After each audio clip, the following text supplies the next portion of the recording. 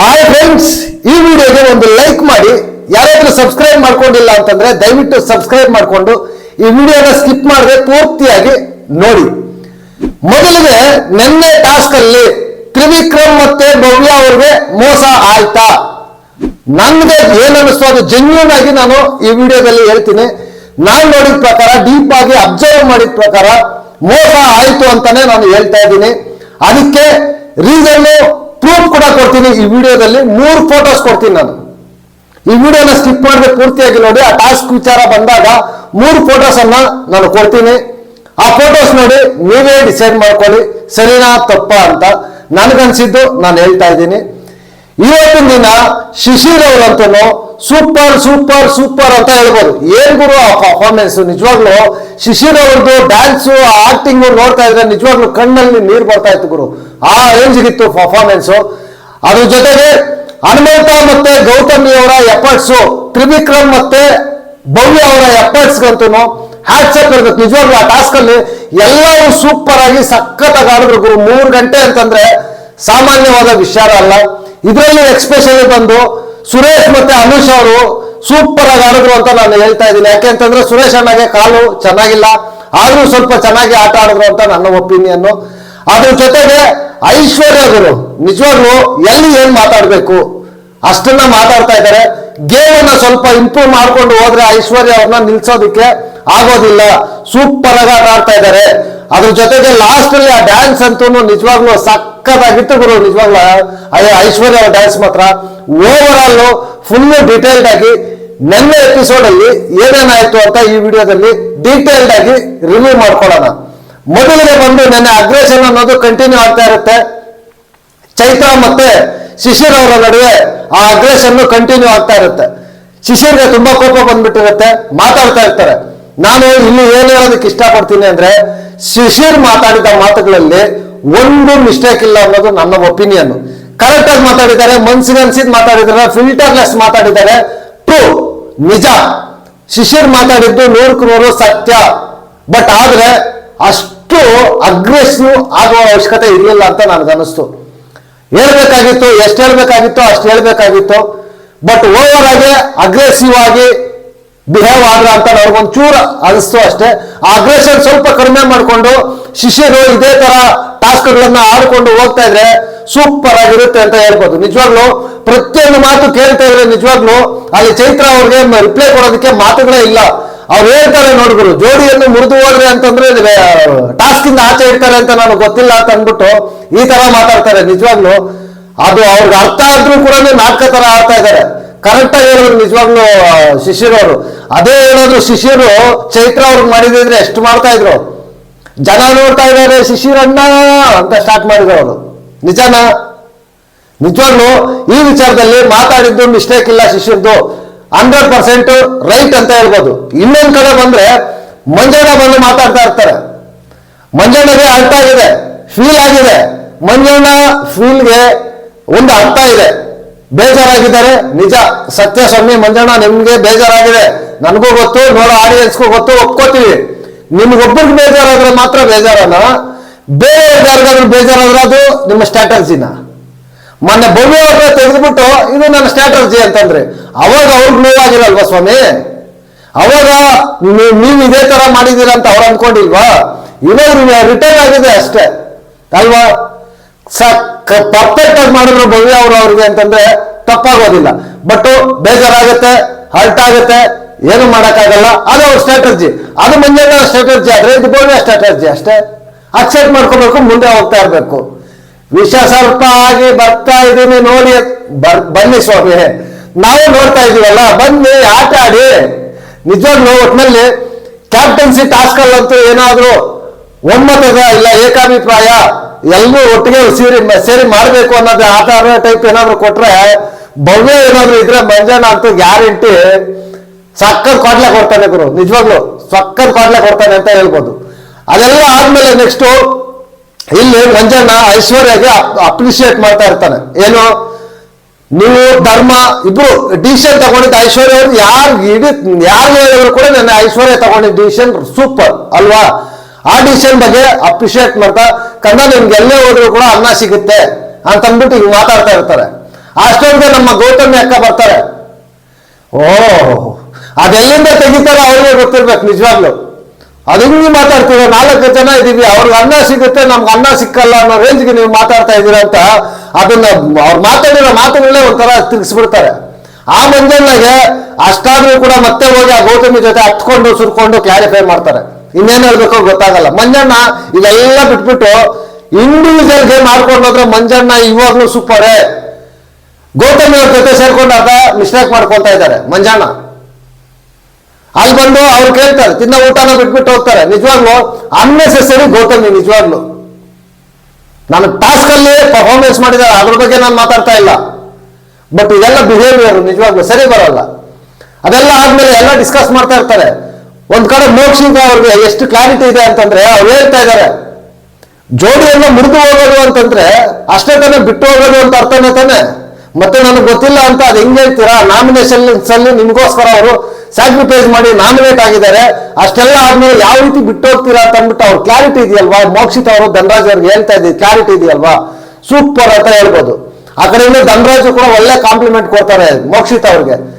ನಿಮ್ಮನ್ನ ನಾನು ನಾಮಿನೇಟ್ ಮಾಡೋದಕ್ಕೆ ಬಿಟ್ಟಿದ್ದೀನಿ, ಬಟ್ ನಾವಿಬ್ರು ನಾಮಿನೇಟ್ ಆಗಿದ್ದೀವಿ, ಬಟ್ ಆದ್ರೂ ನೀವು ನನ್ನ ಬಿಟ್ಟೋಗಿಲ್ಲ ಅಂತ ಅಂದ್ಬಿಟ್ಟು ಧನರಾಜ್ ನೀವು ಸೂಪರ್ ಅಂತ ಹೇಳ್ತಾರೆ. ನಿಜವಾಗ್ಲೂ ಸೂಪರ್ ಅಂತ ಹೇಳ್ಬೋದು. ನೆನ್ನೆ ಅವರು ಮೋಕ್ಷಿತ ಅವ್ರದ್ದಾಗಿರ್ಬೋದು, ಐಶ್ವರ್ಯ ಅವ್ರದ್ದಾಗಿರ್ಬೋದು, ವ್ಯಕ್ತಿತ್ವ ಅಂತಲೂ ನಿಜವಾಗ್ಲೂ ಹಾನೆಸ್ಟ್ಲಿ ಯಾರೇ ಆಗ್ಲಿ ಇಷ್ಟಪಡ್ಬೇಕು ಗುರು. ಬೇರೆಯವ್ರು ಇದ್ದಿದ್ರೆ ಬೇರೆ ಡಿಸಿಷನ್ ತಗೊಂತಾ ಇದ್ರು, ಅದು ಸೆಕೆಂಡ್ರಿ. ಈಗ ತಗೊಂಡಿರೋ ಡಿಸಿಷನ್ ಮೇಲೆ ಮಾತಾಡೋಣ ಅಷ್ಟೇ ಅಲ್ವಾ?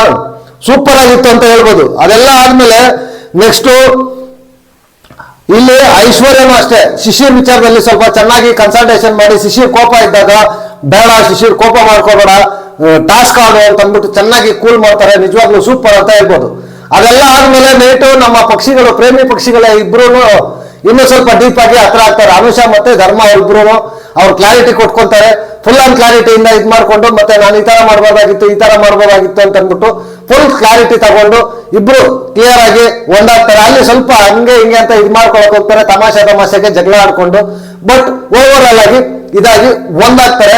ಸಾಕಾಗಿತ್ತು ಅವ್ರಿಬ್ರದ್ದು ಅಂತ ಹೇಳ್ಬೋದು. ಅದೆಲ್ಲ ಆದ್ಮೇಲೆ ನೆಕ್ಸ್ಟ್ ಸ್ಟಾರ್ಟ್ ಆಗುತ್ತೆ ನೋಡಿ. ಇಲ್ಲಿಂದ ಟಾಸ್ಕ್ ಸ್ಟಾರ್ಟ್ ಆಗುತ್ತೆ. ಟಾಸ್ಕ್ ನೇಮ್ ಬಂದು ಜಸ್ಟ್ ಕಾಲಲ್ಲಿ ಅಷ್ಟೇ. 2 ಡಬ್ಬ ಮೇಲೆ ಕೂತಿರ್ಬೇಕು.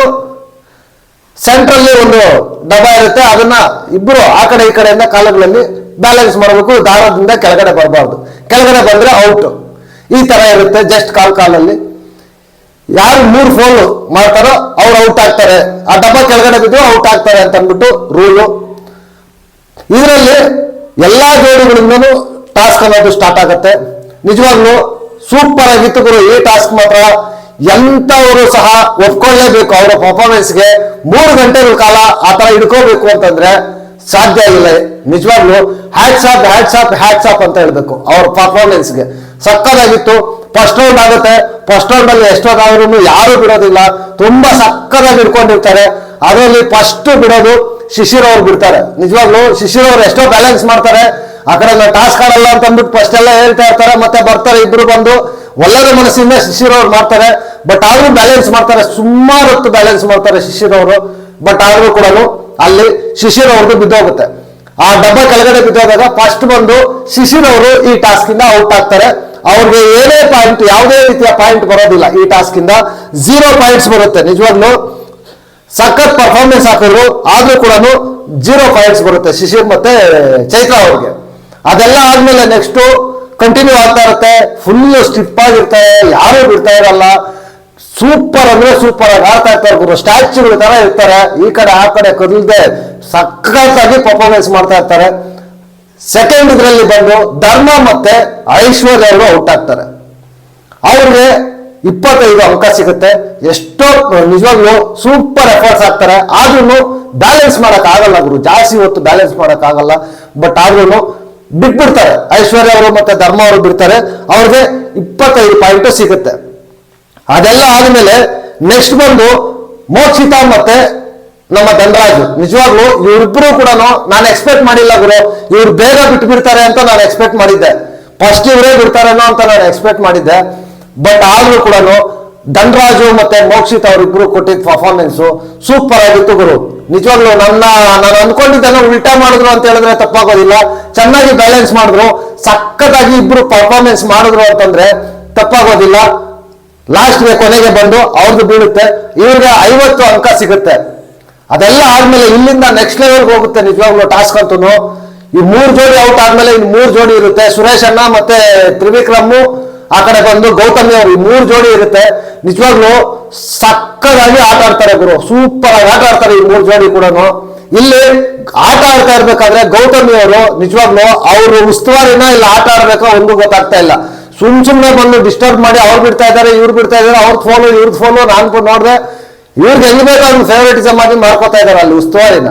ಉಸ್ತುವಾರಿ ಇರೋದೇನಕ್ಕೆ ಅವ್ರು ಡಿಸಿಷನ್ ತಗೊಂತಾರೆ, ಅವ್ರು ಹೇಳ್ತಾರೆ ರೈಟ್ ಆದ್ರೆ ರೈಟ್ ಅಂತಾರೆ, ರಾಂಗ್ ಆದ್ರೆ ರಾಂಗ್ ಅಂತಾರೆ.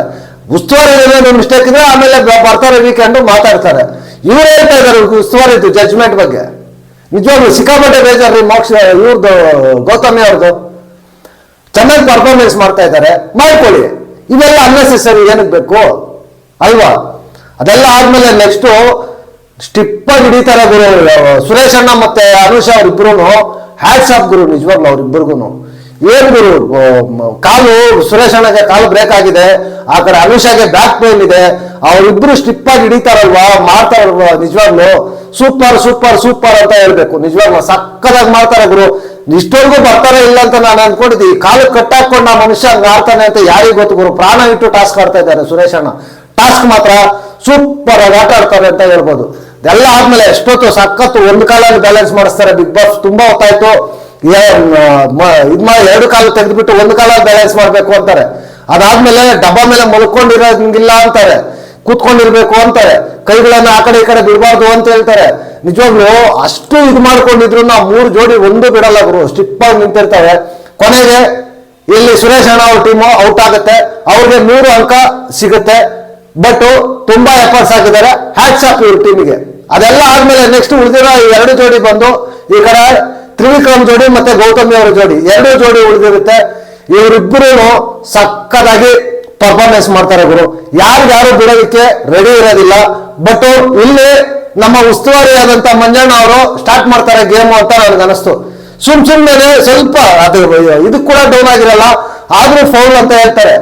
ನೋಡಿ ಈ ಫೋಟೋ ಬಂದು ಫಸ್ಟ್ ಫೌಲ್ ಅಂತ ಹೇಳಿದ್ದು, ಇದು ಫೌಲ್ ಅಂತ ಕಾಣಿಸ್ತಾ ಇದೆಯಾ? ಇದ್ರ ಮೇಲೇನೆ ಇದೆ, ಕಾಲು ಒಳಗಡೆ ಹೋಯ್ತು, ಆ ರಿಟರ್ನ್ ಕೆಳಗಡೆ ಹೋಗಿ ಮೇಲೆ ಬಂದಿದ್ದು ಅಂತ ಹೇಳ್ತಾರೆ.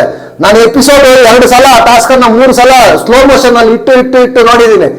ಇದು 1ನೇ ಫೌಲ್ ಅಂತ ಹೇಳಿದ್ದು, ಇದು ಫೌಲಾ? ಸರಿ ಆಯ್ತು, ಇದು 1ನೇ ಫೌಲ್ ಅಂತ ಹೇಳಿದ್ರು. ನೆಕ್ಸ್ಟ್ ಬಂದು ಈಗ 2ನೇ ಫೌಲ್ ಅಂತ ಹೇಳ್ತಾರೆ.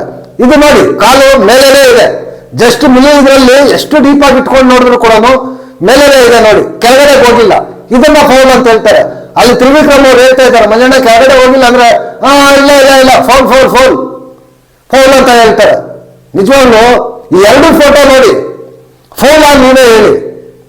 ಆಯ್ತು ಸ್ವಾಮಿ, ಇವೆರಡು ಫೋಟೋ ನೋಡಿದ್ರೆ ಫೌಲ್ ಅಂತ ನೀವು ಒಪ್ಕೊಂಡ್ರಿ ಅಂತ ಅನ್ಕೊಳ್ಳಿ. ಈಗ ನೋಡಿ ಈ ಕಡೆಯಿಂದ ಗೌತಮಿ ಮತ್ತೆ ಹನುಮಂತದ ಒಂದು ಫೋಟೋ ಹಾಕ್ತೀನಿ. ಈ ಫೋಟೋ 2 ತ್ರಿವಿಕ್ರಮ್ ಅವ್ರದ್ದು ಫೌಲ್ ಆದ್ರೆ ಇದು ಫೌಲ್ ಅಲ್ವಾ? ಮಂಜಣ್ಣ ಯಾಕೆ ಫೌಲ್ ಕೊಟ್ಟಿಲ್ಲ ಇಲ್ಲಿ? ಓಹೋ, ಫೇವರೇಟಿಸಮ್ ಇರ್ಬೇಕು ಸೋನೆ ಅಲ್ವಾ? ಯಾಕಂದ್ರೆ ಗೌತಮಿ ಅವ್ರಿಗೆ ಹಂಗಲ್ವಾ, ಅದಕ್ಕೆ ಇರ್ಬೇಕು. ಅವ್ರಿಗೊಂದಯ ಇವ್ರಿಗೊಂದಯ. ಇವ್ರದ್ದು ಫೌಲ್ ಇಲ್ಲ ಅಂದ್ರೆ ಇವ್ರದ್ದು ಫೌಲ್ ಇಲ್ಲ, ಇವ್ರದ್ದು ಫೌಲ್ ಅಂದ್ರೆ ಇವ್ರದ್ದು ಫೌಲು. ಒಬ್ಬೊಬ್ರಿಗೊಂದೊಂದು ನಯ ಸೋನೆ. ಹೆಂಗ್ ಹೇಳೋಣ ಹೇಳಿ? ಈಗ ಒಂದು ಕೆಲಸ ಮಾಡಿ, ಈ 3 ಫೋಟೋನು ಸ್ಕ್ರೀನ್ ಶಾಟ್ ತಗೊಳ್ಳಿ, ಅವ್ರ ಫ್ಯಾನ್ ಪೇಜಸ್ ಅಲ್ಲಿ ಅವ್ರಿಗೆ ಶೇರ್ ಮಾಡಿ, ನಿಮ್ಗೆ ಗೊತ್ತಿರೋರ್ಗೆ ಶೇರ್ ಮಾಡಿ. 3ರಲ್ಲಿ ಯಾರು ತಪ್ಪು ಯಾರು ಸರಿ ಕೇಳಿ, ಯಾವ ಸರಿ ಯಾವ ತಪ್ಪು ಕೇಳಿ. ಇವಾಗ ಅದು ರೈಟ್ ಅಂದ್ರೆ ಇದು ರೈಟು, ಇದು ಮಿಸ್ಟೇಕ್ ಅಂದ್ರೆ ಅದು ಮಿಸ್ಟೇಕು ಕೇಳಿ. ಬೇಕಾದ್ರೆ ತ್ರಿವಿಕ್ರಮ್ ಫ್ಯಾನ್ಸ್, ಭವ್ಯ ಫ್ಯಾನ್ಸ್ ಮಾತಾಡಿ, ಈಗ ಹೋಗಿ ತಗೊಂಡೋಗಿ ಕೇಳಿ ಇಲ್ಲ ಅಲ್ವಾ ಗುರು? ನನಗೇನು ಅನಿಸ್ತಾ ಅದು ನಾನು ಜೆನ್ಯೂನ್ ಆಗಿ ಹೇಳ್ತಾ ಇದ್ದೀನಿ ಗುರು, ಒಬ್ರಿಗೆ ಸಪೋರ್ಟಿವ್ ಅಂತಲ್ಲ, ನಾನು ಜೆನ್ಯೂನ್ ಆಗಿ ಹೇಳ್ತಾ ಇದ್ದೀನಿ ಅಷ್ಟೇ. ಇದೆಲ್ಲ ಆದ್ಮೇಲೆ ಕೊನೆಗೆ ಕೈ ಬಿಡ್ತಾರೆ ಅಂತ ಅಂದ್ಬಿಟ್ಟು 3ನೇ ಫೌಲ್ ಅಂತ ಅಂದ್ಬಿಟ್ಟು ತ್ರಿವಿಕ್ರಮ್ ಅವ್ರನ್ನ ಔಟ್ ಮಾಡ್ತಾರೆ. ಔಟ್ ಮಾಡಿದಾದ್ಮೇಲೆ ಅವ್ರಿಗೆ 150 ಅಂಕ ಬರುತ್ತೆ.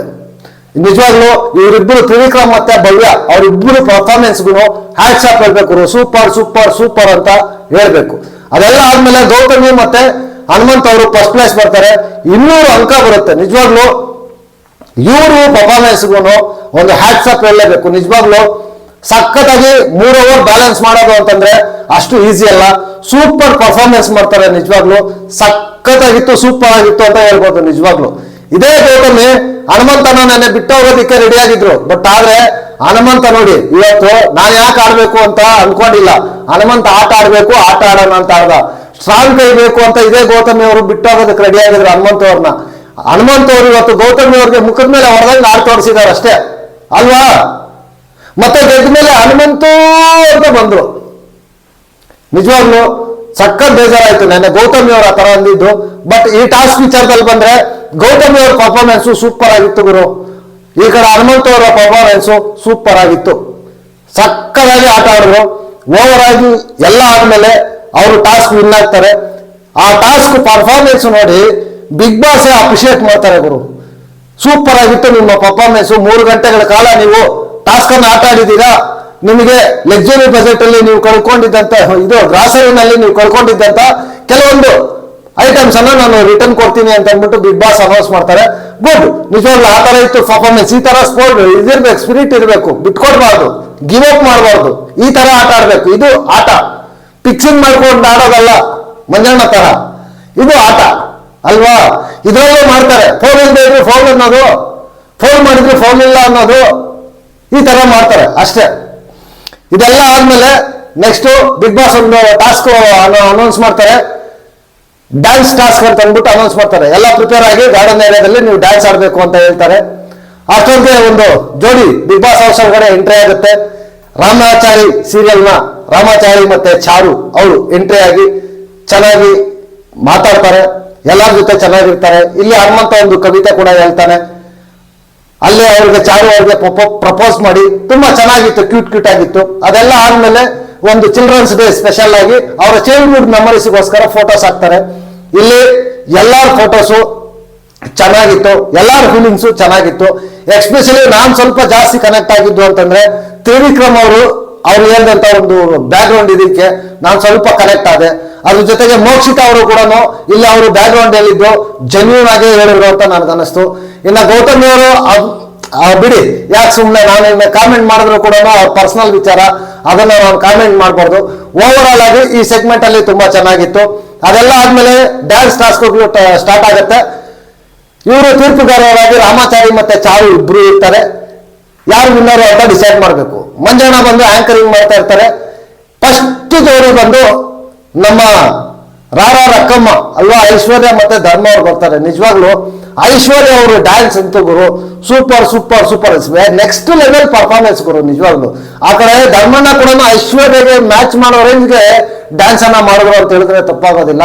ತುಂಬಾ ಓವರ್ ಆಲ್ ನೋಡಿದಾಗ ಒಂದು ನಿಜವಾಗ್ಲೂ ಒಂದು ಸಾಂಗ್ ಅನ್ನ ನೋಡೋ ಫೀಲಿಂಗ್ ಅನ್ನ ತಂದುಕೊಟ್ರು ಅಂತಂದ್ರೆ ಐಶ್ವರ್ಯ ಅವರು ತಪ್ಪಾಗೋದಿಲ್ಲ. ಅವ್ರ ಎಕ್ಸ್ಪ್ರೆಷನ್ ಆಗಿರ್ಬೋದು, ಅವ್ರ ಡ್ಯಾನ್ಸ್ ಆಗಿರ್ಬೋದು, ಸೂಪರ್ ಅಂತ ಹೇಳ್ಬೋದು. ಅದೆಲ್ಲ ಆದ್ಮೇಲೆ ನೆಕ್ಸ್ಟ್ ಶಿಶಿರ್ ಅವ್ರು ಬಂದ್ರು. ಶಿಶಿರ್ ಅವ್ರು ಬಂದಾಗ ಎಕ್ಸ್ಪೆಷಲಿ ನನಗೆ ಸ್ವಲ್ಪ ಕುತೂಹಲ ಇತ್ತು. ಯಾಕೆ ಅಂತಂದ್ರೆ ಬೇಸಿಕಲಿ ಡ್ಯಾನ್ಸ್ ಅನ್ನೋದು ಶಿಶಿರ್ ಅವರ ಸ್ಟ್ರೆಂತ್. ಹೆಂಗ್ ಪರ್ಫಾರ್ಮೆನ್ಸ್ ಮಾಡ್ತಾರೆ ಅಂತ ಜಾಸ್ತಿ ಹೋಪ್ ಇಟ್ಕೊಂಡಿದ್ದೆ ನಾನು. ಬಟ್ ಆದ್ರೆ ಅವರು ಡ್ಯಾನ್ಸ್ ಅನ್ನ ಕಡಿಮೆ ತಗೊಂಡು ಅದರಲ್ಲಿ ಆಕ್ಟಿಂಗ್ ಅನ್ನ ಇನ್ವಾಲ್ವ್ ಮಾಡ್ಕೊಂಡು ಮಾಡಿರಲ್ವಾ, ಅದಂತೂ ಸೂಪರ್ ಆಗಿತ್ತು ಗುರು. ನಿಜವಾಗ್ಲೂ ಆ ಪರ್ಫಾರ್ಮೆನ್ಸ್ ನೋಡಿದ್ರೆ ನಿಜವಾಗ್ಲೂ ಅಣ್ಣ ತಂಗಿ ಆ ಭಾವನೆ ಇದು ಮಾಡ್ಕೊಂಡು ಬಂದಾಗ ಫೀಲ್ ಇರುತ್ತಲ್ವಾ, ನಿಜವಾಗ್ಲು ಸಕ್ಕದಾಗಿತ್ತು. ಎಂತ ಅವ್ರ ಕಣ್ಣಲ್ಲೂ ಕೂಡ ಎಮೋಷನಲ್ ಆಗೋ ರೇಂಜ್ಗೆ ಶಿಶಿರ್ ಅವರು ನೆನ್ನೆ ಪರ್ಫಾರ್ಮೆನ್ಸ್ ಮಾಡಿದ್ರು. ಕೊನೆಯಲ್ಲಿ ಮಂಜಣ್ಣ ಕೂಡ ಎಮೋಷನಲ್ ಆದ್ರು. ನಿಜವಾಗ್ಲು ಅದು ಎಮೋಷನ್ ಆಗಿರೋದ್ರಲ್ಲೂ ಅವರು ಒಂದು ಇದಿದೆ. ಮಂಜಣ್ಣ ಎಮೋಷನಲ್ ಟ್ರೂ ಅಂತ ಹೇಳ್ಬೋದು. ಅದರಲ್ಲೂ ನಾವು ರಿವ್ಯೂ ಮಾಡ್ಕೊಂಡು ತಪ್ಪಿಡಿದ್ರೆ ಹೋಗೋ ಉಡಾಲ್ ಅಂತೀರ ನೀವು. ನಿಜವಾಗ್ಲು ಅದು ಸತ್ಯ ಅಂತ ಅನಿಸ್ತಾ ಇದೆ ನನಗೆ. ಯಾಕಂತಂದ್ರೆ ಅದನ್ನೆಲ್ಲ ಎಮೋಷನ್ ಎಲ್ಲ ರಿವ್ಯೂ ಮಾಡಕ್ ಹೋಗ್ಬಾರ್ದು. ನಾವು ಯಾವ್ದಿದೆಯೋ, ಯಾವ ಡಿಸ್ಕಷನ್ ಇದೆಯೋ, ಯಾವ ಟಾಪಿಕ್ ಇದೆಯೋ ಅದ್ರ ಬಗ್ಗೆ ಮಾತ್ರ ಮಾತಾಡ್ಬೇಕಷ್ಟೇ. ಓವರ್ ಆಲ್ ಆಗಿ ನೋಡಿದ್ರೆ ಈ ಕಡೆ ಐಶ್ವರ್ಯ ಅವ್ರದ್ದಾಗಿರ್ಬೋದು, ಶಿಶಿರ್ ಅವ್ರದ್ದಾಗಿರ್ಬೋದು, ಎಕ್ಸ್ಟ್ರಾಡಿನರಿ ಪರ್ಫಾರ್ಮೆನ್ಸ್ ಅಂತ ಅನ್ನಿಸ್ತಾ ಇದೆ ನನಗಂತೂ. ನಿಮ್ಗೇನು ಅನ್ನಿಸ್ತು, ಯಾರು ಇಷ್ಟ ಆದ್ರು ಅಂತ ಈ ವಿಡಿಯೋ ಕೆಳಗಡೆ ಕಾಮೆಂಟ್ ಮಾಡಿ. ಓವರ್ ಆಲ್ ಎಪಿಸೋಡ್ ನೋಡಿದಾಗ ನಿಜವಾಗ್ಲೂ ತ್ರಿವಿಕ್ರಮ್ ಅವ್ರಿಗೆ ಮೋಸ ಆಯ್ತಾ? ಇಲ್ಲಿ ಶಿಶಿರ್ ಅವರು ನೆನ್ನೆ ಅಂತೂ ಸಖತ್ ಪರ್ಫಾರ್ಮೆನ್ಸ್ ಕೊಟ್ರು. ಹನುಮಂತು ಮತ್ತೆ ಗೌತಮಿ ಇಬ್ರು ಸೂಪರ್ ಸೂಪರ್ ಸೂಪರ್ ಅಂತ ಹೇಳ್ಬೋದು. ಐಶ್ವರ್ಯ ಅವ್ರ ಪರ್ಫಾರ್ಮೆನ್ಸ್ ಅಂತೂ ಸಕ್ಕದಾಗಿತ್ತು. ಗೋಲ್ಡ್ ಸುರೇಶ್ ಅಣ್ಣ ಮತ್ತೆ ಅನುಷ್ ಅವರು ಕಾಲ್ ಲೇಟ್ ಆಗಿದ್ರು ಕೂಡ ಆ ಲೆವೆಲ್ ಪರ್ಫಾರ್ಮೆನ್ಸ್ ಕೊಟ್ರಲ್ವಾ, ಸೂಪರ್ ಗುರು ಅಂತ ನನಗನ್ನಿಸ್ತು. ಎಲ್ಲ ಆದ್ಮೇಲೆ ಆ 3 ಫೋಟೋಸ್ ಕೊಟ್ಟೆ. ಆ 3 ಫೋಟೋಸ್ ನೀವು ಥಿಂಕ್ ಮಾಡಿ, ಯೋಚನೆ ಮಾಡಿ, ನಿಮ್ಗೇನು ಅನ್ನಿಸ್ತು ಅಂತ ವಿಡಿಯೋ ಕೆಳಗಡೆ ಕಾಮೆಂಟ್ ಮಾಡಿ ಅಂತ ಹೇಳ್ತಾ ಈ ವಿಡಿಯೋ ನಾನು ಇಲ್ಲಿಗೆ ಮುಗಿಸ್ತಾ ಇದ್ದೀನಿ. ನೆಕ್ಸ್ಟ್ ವಿಡಿಯೋದಲ್ಲಿ ಸಿಗೋಣ. ಅಂಟಿಲ್ ಟೇಕ್ ಕೇರ್, ಬಾಯ್ ಬಾಯ್, ನಮಸ್ತೆ.